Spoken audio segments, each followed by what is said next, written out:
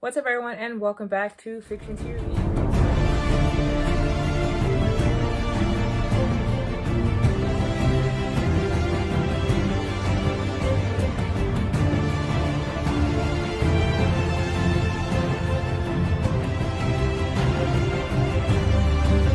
Subscribe to the channel and hit this thumbs up button.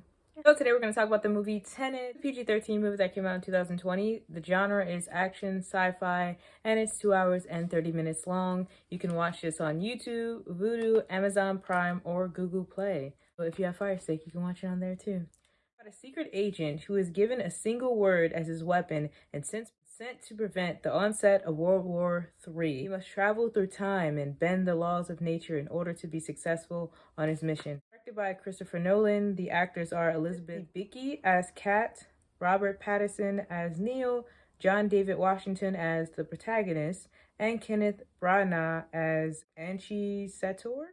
So first off, this movie is called Tenet, and Tenet actually means a principle or belief, especially one of the main principles of religion or philosophy. So it's something that someone truly believes in, like they wholeheartedly believe it as true, which is very, very interesting because it really relates to the title of this film being Tenet and the protagonist having wholeheartedly believing that he is the protagonist, that he is going to save lives and save the world and be a hero. As far as characters go, Neil and the protagonist had really, really good chemistry. Over time, it just gradually began to get better. The protagonist was very hell-bent on his mission, being a hero / main protagonist and saving the life of Kat. John David Washington seemed very dedicated to this role. Neil played a really good sidekick character, but not only did he play a good sidekick character, he played a good protagonist character, and I love how that part was kind of pushed inside of the film. Neil played a good side character, but he also played a good character within himself without being a side character, because it seemed that in the end the protagonist wasn't the only protagonist. He was the protagonist of his own life, but Neil also was a protagonist in his own right, especially that end. The protagonist also got humbled mighty quick when Dimple Kapadia, who plays Priya, told him, "You're not the only protagonist, you're just your own protagonist." She had to humble him real quick, and he was like, "You know what, you're right." Like, she had to tell him, like, yeah, you're a protagonist, but it's not just you out here. There's so many other protagonists out here living their own life. And that's how I correlated that back to Neil, because I feel like he was his own protagonist in his own right after the decision that he made. As far as diversity goes, they did have diversity. They had a black character.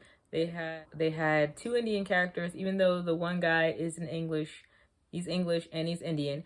But I would like to see more diversity in sci-fi in general. Just in my own personal sentiment, I feel like we don't see enough of sci-fi psychological thriller with black people, and most specifically black women. You rarely ever see that. I'd love to see more of that, especially in Christopher Nolan films.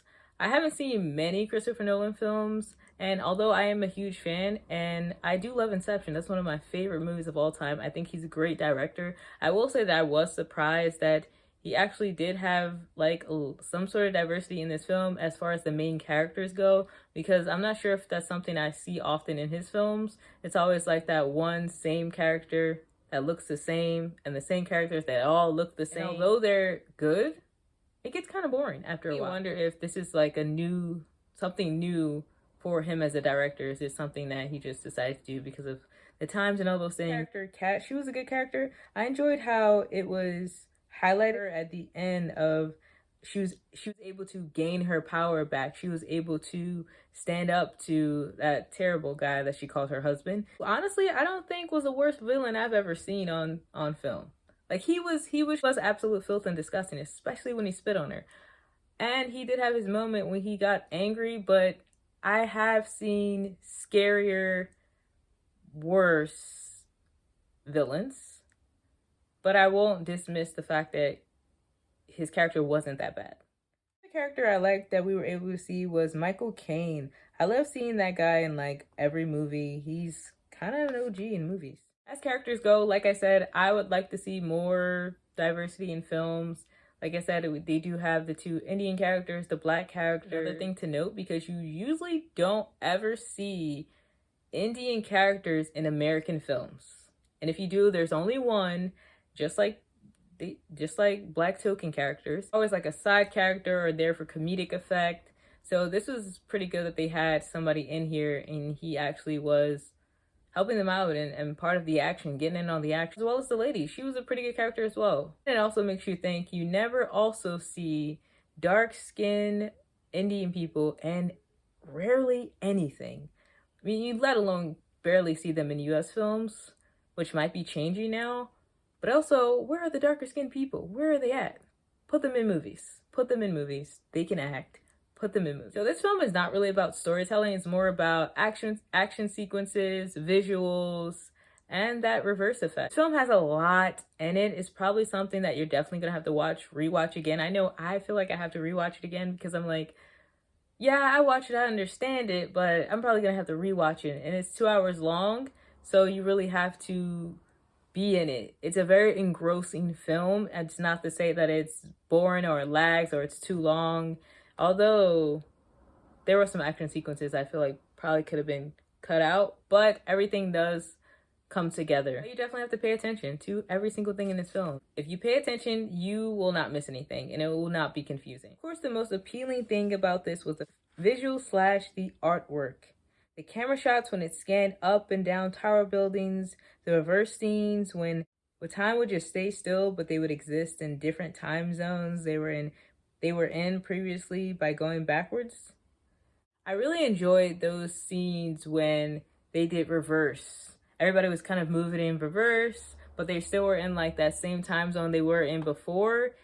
That whole part was just really interesting, and I think that's what probably made people be slightly confused. But again, if you pay attention to the movie and to those parts, it's not really that confusing. Towards the end, it might be a little questionable, but for the most part, the movie overall was good. I would recommend this. Like I said, it's 2 hours long, so you have to commit. You have to commit to this film. If you like Christopher Nolan film, I feel like you really enjoy this. And if you're into sci-fi, you're really gonna enjoy this. Speaking of sci-fi, be sure to get your copy of my book, my sci-fi psychological thriller book about a group of young adults in a psych ward who get this new counselor trying to help them, but then he learns that they're not crazy, they have some sort of abilities, they're being experimented on, and he's like, I'm gonna help you guys get out. But he learns that there's more to the story, and him actually trying to help them get out is him just furthering himself to be stuck in that place and experimented on as well. So if you want to get a copy, you can hit the link in the description box below, and you can hit me up at this email, fictiontreviews12@gmail.com, to get attached to my email list. Subscribe to this channel. Be sure to hit that like button. Be sure to hit that notification bell, and I will see you all next time. Peace.